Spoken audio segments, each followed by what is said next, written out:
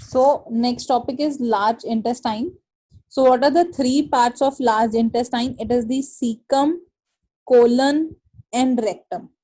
अगर आपको थोड़ा सा ध्यान में, हमने डायग्राम भी बनाया था इस तरह से. सबसे नीचे सीकम प्रेजेंट है and all the large intestine is a structure having such type of हॉस्ट्रेशंस. एक वर्ड मैंने पहले लेक्चर में यूज किया था. ये जो शेप है, this shape is called as haustra. So यहीं से क्वेश्चन भी आता है. वॉल ऑफ कोलन, इसके लिए क्वेश्चन आता है. Wall of colon has sac like haustrations. तो ये करेक्ट बात है, इनके पास हॉस्ट्रेशंस हैं. इसके अलावा इस लार्ज इंटेस्टाइन के अंदर कुछ स्पेशल एनाटॉमिकल फीचर्स हैं. पहले मैं इनके नाम लिख देती हूँ. This is the first part caecum, then colon का ascending part, transverse colon, descending colon, sigmoid colon. ये वर्ड्स हमने पहले लेक्चर में भी लिखे थे, मैं रिपीट कर रही हूँ. Ascending colon, transverse colon according to the direction, इनके ये नाम है. Descending colon and fourth one is the sigmoid colon. Sigmoid colon opens into the last part, rectum, which is the last part of alimentary canal, and here the fecal matter is stored before it is given out through the anus. ठीक है. अब यहाँ important एक structure जो हमको add करना है वो ये है कि ये जो स्ट्रक्चर है ये इसीलिए इस तरह से एक स्टेबल स्ट्रक्चर है क्योंकि इन हॉस्ट्रेशंस को एक एपिक्लोइक अपेंडेजेस ने इनको सपोर्ट किया है. ये जो अपेंडेजेस हैं ये एक्चुअल में एक फैट फिल्ड प्रोजेक्शंस हैं. ये फैट फिल्ड प्रोजेक्शंस इस स्ट्रक्चर को, पूरे स्ट्रक्चर को सपोर्ट कर रही है और इस तरह से होल्ड करके खड़ा रख रही है. And along with that one of the very characteristic feature is in colon there are present bands of longitudinal muscle. ये जो स्ट्रक्चर है इस तरह से तभी पॉसिबली खड़ा है because the colon has longitudinal bands. कितने बैंड्स बनाए मैंने? तीन बैंड बनाए है ना. 3 bands of longitudinal muscles and these longitudinal muscles are called as taenia coli. अब इसको टीनिया कोलाई के साथ कंफ्यूज मत करना, ये एनिमल किंगडम में था, ये नहीं है यहाँ पे. इट इज टीनियाe कोलाई है. ठीक है. One thing that you also need to remember is that you can see in the diagram in the cecum there is this very small projection called as appendix. Because it's a worm like structure, so we call it as vermiform appendix. यहाँ पे आपको ये याद रखना है कि इस appendix में जब भी इन्फेक्शन होगा that will be called as appendicitis. appendicitis. मैं दोबारा लिख देती हूँ स्पेलिंग. It's appendicitis. देखो जब भी किसी भी वर्ड के आगे आइटिस लग जाता है उसका मतलब होता है उस ऑर्गन का इन्फेक्शन, और इन्फेक्शन के कारण वहां पे इन्फ्लामेशन आना, सूजन आना और रेडनेस आना. इन्फ्लामेशन का क्या मतलब है? स्वेलिंग होना और रेडनेस आना. Right. Now whenever the appendix faces this appendicitis, we need to go for appendicectomy of the patient. Again, whenever I say ectomy, so it is always the surgical removal of that particular organ. So appendix का removal कर देते हैं. Why? Because the appendix is a vestigial organ. Vestigial का मतलब ये होता है कि जो पहले हमारे एंसेस्टर्स में फंक्शनिंग था but in today's date it is not a functioning organ. क्यों? क्योंकि इसका पहले काम था सेलुलोज को डाइजेस्ट करना. Early man used to eat lots of uncooked food, flesh. तो बट आज की डेट में हम कुक्ड फूड खा रहे हैं. सो धीरे धीरे एवोल्यूशन होता जा रहा था और चेंजेस आ रहे थे ह्यूमन बॉडी में. So one of the major changes that was observed is presence of such vestigial organs जिनका अब कोई काम नहीं है. Okay. Then Here was a present ileocecal valve. Ileum से जो भी यहाँ पे सामान आएगा that should not go back. अब जब इलियम से यहाँ पे ये ओपनिंग खुलती है ना, देखो एक ओपनिंग कैसे ओपन अप होती है. लेट्स से ये इलियम आ रही है एंड ये इलियम इस तरफ को डाइवर्ट करेगी and then it is guarded by this valve.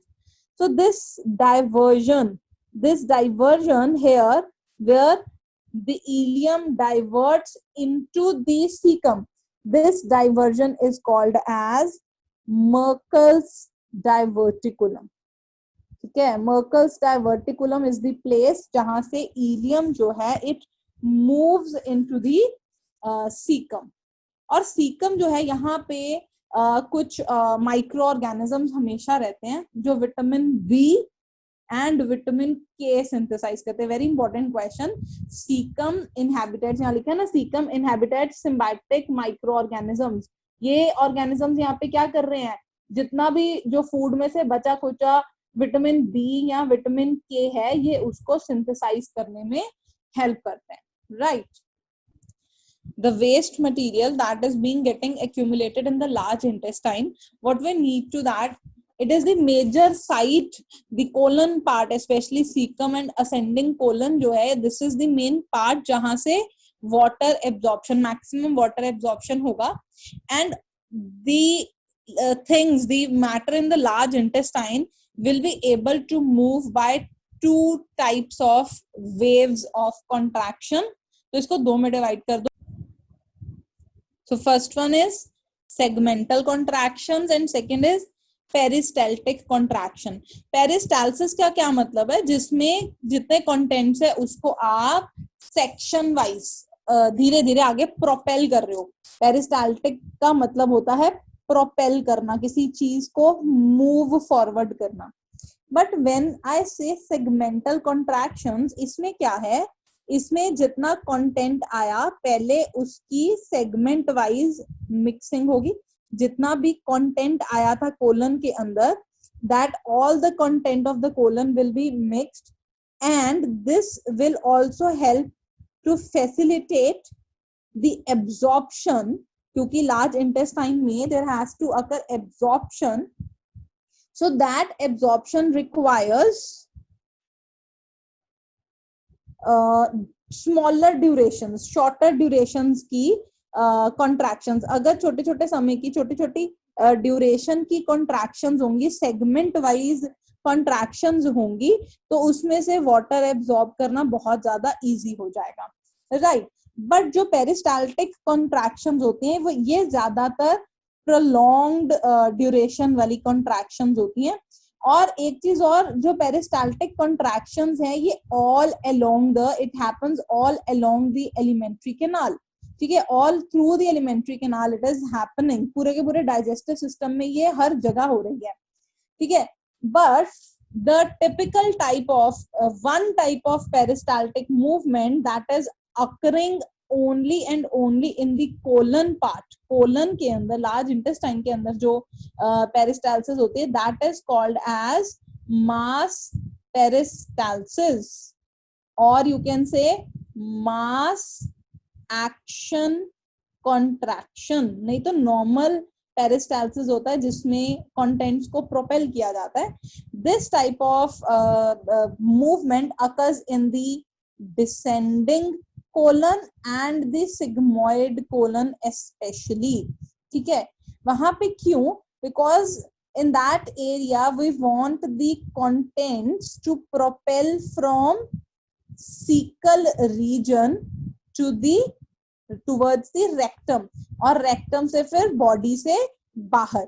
ठीक है. So यहाँ पे जो इसका एक, अगर मैं इसके लिए एक वर्ड में बोलना चाहूँ कि what is the predominant contraction it is doing here, predominant contraction या predominant contraction force जो है वो ये किस काम के लिए लगा रही है? it is helping in defecation. defecation मतलब to move out the contents through the anus. ठीक है. and when one is not able to do that, it results in constipation. सो ये लार्ज इंटेस्टाइन का पार्ट आता है. अगर इसमें आपके पास एमसीक्यू आता है, लेट्स से क्वेश्चन आता है कि कौन सी इनवॉलेंटरी मस्कुलर मूवमेंट कोलन में होती है, तो उसमें अगर दोनों ऑप्शंस दी हो, सेगमेंटल कॉन्ट्रैक्शंस भी दी हो, पेरिस्टाल्सिस भी दी हो, बट पूछा लार्ज इंटेस्टाइन के लिए या कोलन के लिए पूछा गया है, then you will go for segmental contractions. But अगर स्पेसिफिकली पूछा जाए डेफिकेशन के लिए, then you will go for peristalsis. So histology के अंदर आप क्या ड्रॉ करोगे? सबसे पहले जो एरियाज हमने एक एलिमेंट्री कैनाल को जब सेंटर से कट करते हो, आप किसी भी जगह पे माउथ से लेके एनस तक कभी भी आप कट करते हो, आपको 4 मेन लेयर्स आपको मिलती हैं. Starting from oesophagus to rectum you will find 4 layers. The first layer is this one, the outermost layer, which is called as serosa. अभी मैं सबकी डिटेल्स भी साथ साथ बताऊंगी. Then you will find the muscular layer, which consists of an inner layer, that is the inner circular layer. देखो 2 तरह की मसल्स होती हैं पूरी ह्यूमन बॉडी में, क्या बोलते हैं, circular muscles and outer longitudinal muscle. 2 set of muscles रहता है, लॉन्गिट्यूडनल एंड सर्कुलर मसल. तो ये दोनों layers together is called as muscularis layer. ठीक है, मस्कुलरिस मतलब मसल से related muscular part. Then this third part represents submucosa. This is the third layer और the submucosa. Then inner to that, now the inner part is having the lumen. अब lumen कैसे दिखता है? Lumen static नहीं है क्योंकि इसमें बहुत सारे ग्लैंड्स हैं. सो इस तरह से हम इसको लेयर्स में डिवाइड कर देते हैं. ये सेंटर में आ गया आपका lumen. Now the lumen is surrounded by this 4th layer which is called as mucosa. मतलब आपके जितने भी ऑर्गन्स हैं, immediately organs are surrounded by mucosa, and the mucosa, you can say mucosa is surrounding the lumen. ठीक है, centre में है lumen. अब एक एक करके सबकी डिटेल्स डिस्कस करते हैं. सबसे पहले मैंने बोला है सबसे outer most layer, that is the serosa. क्या बोला मैंने? ये it is the outer most layer. सबसे बाहर हमेशा सिरोसा की एक लेयर रहेगी. ये बनी हुई है, it is made up of thin mesothelium. Now mesothelium word का क्या मतलब है? एक वर्ड हम करते हैं एपिथीलियम. जब मैं बोलूं किसी भी ऑर्गन का, जितने भी ऑर्गन्स हमारे विसरा के अंदर पड़े हुए हैं, विसरा मतलब जो मेरी एब्डोमिनल कैविटी, जो मेरा बॉडी का कैविटी है, उसके अंदर लिवर है, लंग्स है, जितने हार्ट है, स्टमक है, जितने भी ऑर्गन्स हैं, वो ऑर्गन्स का जो एपिथीलियम है उसको हम मीजोथीलियम बोलते हैं. So this outer most layer is made up of a thin mesothelium and there can be present some amount of connective tissues. ये सब वर्ड्स तुमने सुने हुए होते हैं 9th क्लास में ऑलरेडी, टिश्यूज के चैप्टर में. Then second part, the second lining is formed by the muscles. Now these muscles are smooth muscle. हमारे कंट्रोल में नहीं, ऐसा तो नहीं है ना, अच्छा जरा मैं पेरिस्टाल्सिस कर लूं, आज मैंने बहुत खाना खा लिया. No, nothing like that happens because it is involuntary muscle. It is a smooth muscle, and you can see in the diagram it is arranged in 2 parts. One is the inner circular and one is the outer longitudinal. So you can see in the diagram, this is the longitudinal one, longitudinal muscles, and inner to is this circular muscles. ठीक है. So अब यहाँ पे एक important MCQ आता है कि एक इन दोनों layers के अंदर third layer, an extra layer. Now this is an exceptional case, not present everywhere, but inner to this an oblique muscle layer. Oblique का मतलब समझते हो? टेढ़ा. Oblique muscle layer. For example, मैं ये stomach draw कर रही हूँ. Stomach के अंदर एक set of muscles जो है, that is I am saying longitudinal. Let's say this is the longitudinal muscle and one is the circular muscle. ठीक है, इस तरह से पूरा का पूरा ये organ occupied है. Other than this, I am saying that it is having one extra layer, that is of oblique muscle. There is this oblique muscle like this. इस तरह से एक oblique muscle layer भी present है, which is found inner to circular muscle fiber. ठीक है. यानी ये हाइपोथेटिकल डायग्राम ना, ऐसा नहीं होता, just to make it remember an oblique muscle layer is present inner to the circular muscle layer. ठीक है, तो यहाँ पे लिख देते हैं similarly oblique muscle layer found inner to the, very important MCQ, inner to the circular muscle fibre where only in the case of stomach. और पूरी बॉडी में मैंने कहीं भी नहीं बोला, तो ये इसीलिए देखो where there is an exception there is an MCQ, तो यहाँ पे आपका क्वेश्चन बन गया। Next layer is submucosa. Submucosa जो है it is nothing but a loose connective tissue. Connective tissue है, ढीला ढीला लूज कनेक्टिव टिश्यू ये पड़ा हुआ है। इसके अंदर क्या क्या है? This connective tissue contains what all things? It contains nerves, it will contain blood, it will contain lymph vessels. So ये सारे के सारे structures जो हैं इस part को supply करते हैं। Exception, again exceptions को देखो मैं red color से लिख रही हूँ। Exception है in case of duodenum, I mentioned a word called as Brunner's gland. वहां पे भी मैंने ये लिखवाया था last lecture में कि Brunner's gland जो है they are found in the submucosa but only in the case of duodenum. What is duodenum? Duodenum is the part of small intestine. तो अब MCQ में क्वेश्चन क्या आता है, एनसीईआरटी में भी ये लाइन दे रखी है। एनसीईआरटी बोलती है कि same Brunner's gland are found in the submucosa of duodenum।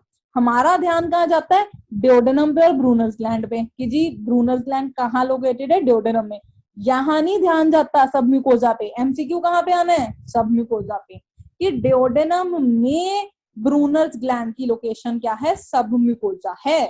ठीक है जी। Last part, the fourth part, first was serosa, second is muscular layer, third is submucosa and fourth is the only mucosa.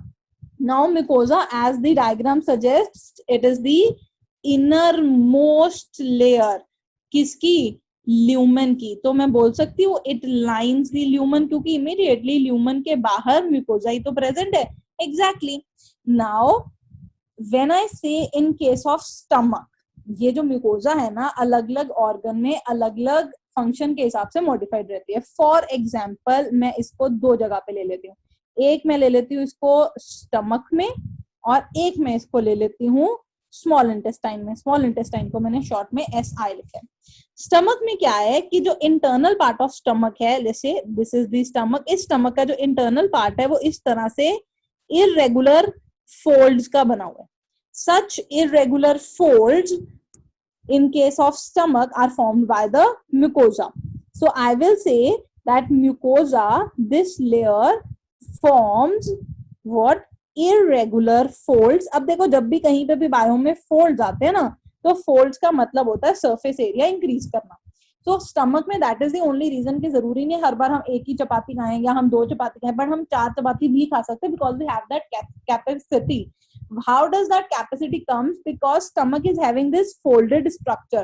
ये folded structure जो है ये capacity को बढ़ाने में help करता है और mixing of food में भी help करता है। Second is we have studied a structure called as villi. Villi क्या है? Small finger like projections है। Again क्योंकि ये finger like projections हैं या finger like फोल्डिंग्स है, फिर से वर्ड आ गया फोल्डिंग्स। तो फोल्डिंग्स का क्या काम है? सरफेस एरिया को इंक्रीज करना। कैसे? देखो मैं एक विलाई ड्रॉ करके दिखाती हूँ। Let's say the villi in small intestine appears like this. अब इसी स्ट्रक्चर को, ये स्ट्रक्चर इतनी जगह ऑक्युपाई कर रहा है। Let's say this is 1 metre of space. Let's say example this is 1 metre of space. अगर मैं इसको खोलूंगी पूरा तो ये 1 मीटर से कई गुना ज्यादा जाएगा। So that is quick, that is very obvious कि ये फोल्डिंग्स जो हैं वो सरफेस एरिया को इंक्रीज कर रही हैं।